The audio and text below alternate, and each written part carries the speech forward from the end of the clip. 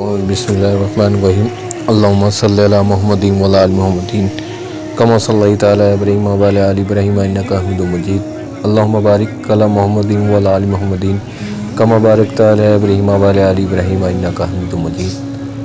السلام علیکم دوستو، امید کرتا ہوں آپ سب لوگ خیریت سے ہوں گے۔ بس آپ سے کچھ ریکویسٹ ہے، اس سے میں پہلے کرتا ہوں ہر ویڈیو میں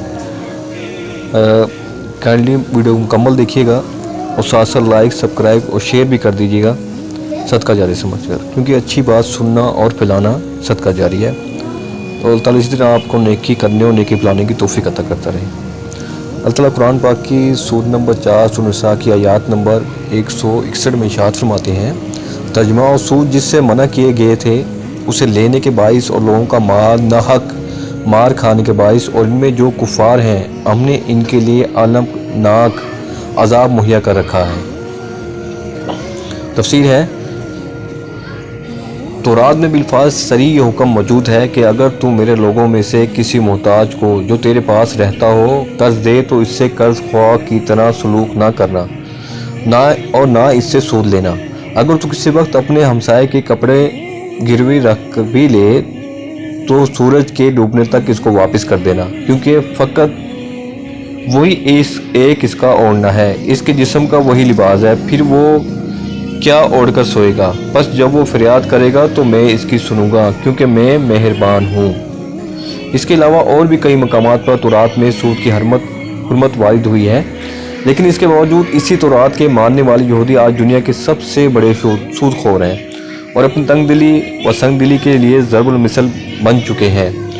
غالباً یہ اسی مضمون کی طرف اشارہ ہے جو آگے سورۃ الانعام میں آئے گا، یعنی کہ بنی اسرائیل پر تمام وہ جانور حرام کر دیے گئے جن کے ناخن ہوتے تھے اور ان پر گائے اور بکری کی چربی بھی حرام کر دے گی۔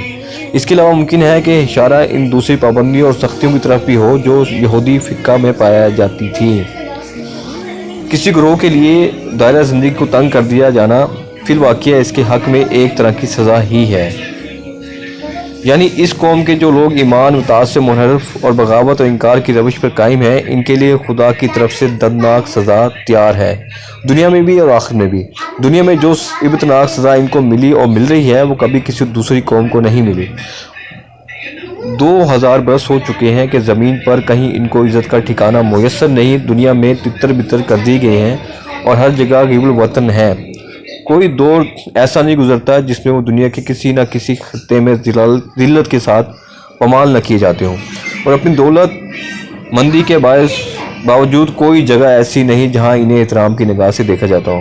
پھر غضب یہ ہے کہ قومیں پیدا ہوتی اور مٹتی ہیں مگر اس قوم کو موت بھی نہیں آتی۔ اس دنیا کو میں ہی سزا دی گئی ہے تاکہ قیامت تک دنیا کی قوموں کے لیے یہ زندہ نمونہ عبرت بنی رہے۔ اپنی سرگشت سے یہ سبق دیتی ہے رہے کہ خدا کی کتاب بغل میں رکھ کر خدا کے مقابلے میں باغیانہ جسارتیں کرنے کا یہ انجام ہوتا ہے۔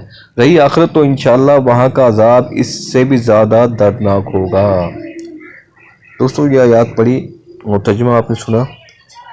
اس تورات میں بھی ان کو منع کیا گیا تھا یہودیوں کو سود کے حوالے سے، لیکن خیر سود تو یہ ابھی بھی دے رہے ہیں اور یہ اپنی غرض سے دے رہے ہیں اور لوگوں کو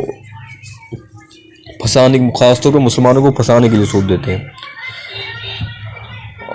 لیکن ابھی انہوں نے جو کیا ہے، اب فلسطین کے ساتھ جو حالات ہوئے ہیں، عزت ابھی بھی ان کی نہیں ہو رہی، حالانکہ اتنا پیسہ ان کے پاس ہے، اتنا سب کچھ ہے، اکانومی ان کے پاس ہے، لیکن عزت نہیں ہے ان کی کہیں بھی۔ تو اسی طرح اللہ تعالیٰ ہمیں بھی قرآن شریف میں سود پہ بار بار آیا ہمیں منع کیا ہوا ہے، لیکن افسوس کی بات ہے کہ ہم اپنی اس روش سے نہیں ہٹ رہے اور سیم اسی حرکتوں پہ آتے جا رہے ہیں جو یہودوں کو اللہ تعالیٰ نے منع کیا تھا۔ تو بلکہ بعض تو علماء کرام ایسے ہیں ہمارے پاکستان میں جنہیں اللہ تعالیٰ انہیں ہدایت دے، انہوں نے سود کو بعض طریقوں سے حلال بھی قرار دے دیا۔ اللہ تعالیٰ ان کو ہدایت دے۔ اللہ تعالیٰ سے دعا ہے کہ ہمیں دین کو صحیح طرح سمجھنے، اس پر قائم رہنے اور اسے دوسروں تک پہنچانے کی توفیق عطا فرمائے۔ اللہ تعالیٰ سے دعا ہے جو آیات پڑھی ہے، جو ترجمہ پڑھا ہے، اس کے پڑھنے میں کوئی غلطی ہو تو خطائی و معاف فرما دے، اس کو صحیح طرح سمجھنے، اس تک پہنچانے کی توفیق عطا فرمائے، اور اللہ تعالیٰ ہمیں قرآن شریف کو ترجمے کے ساتھ پڑھنے، سمجھنے، اس پر عمل کرنے اور اسے دوسروں تک پہنچانے کی توفیق عطا فرمائے۔ جزاک اللہ۔ Please subscribe.